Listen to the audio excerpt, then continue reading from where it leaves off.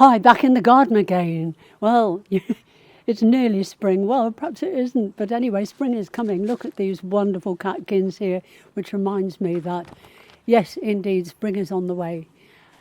God has promised that while the earth remains, seed time and harvest, summer and winter, day and night won't cease. So we know that spring will come. In the first time that I spoke in the garden, I was talking about if only there were things I hadn't done and it could be much nicer. I've got another one today.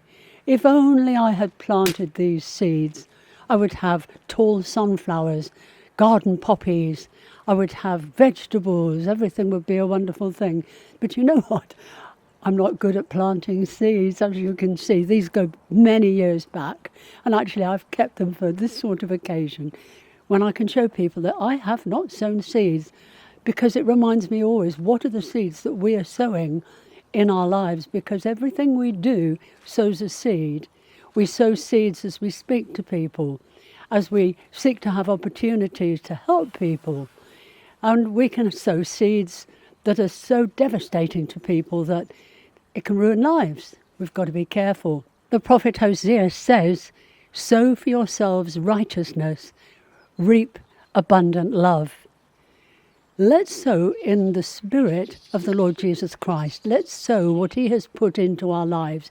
We can sow the word of God.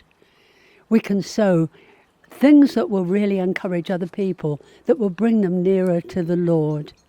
We can sow our seeds when we're out and about with people who don't even know, who don't have salvation yet. Let's sow the gospel as we go. But Hosea also says, plough up your hard ground. And we have hard ground inside all of us. You know, sometimes we don't want to do these things. We don't want.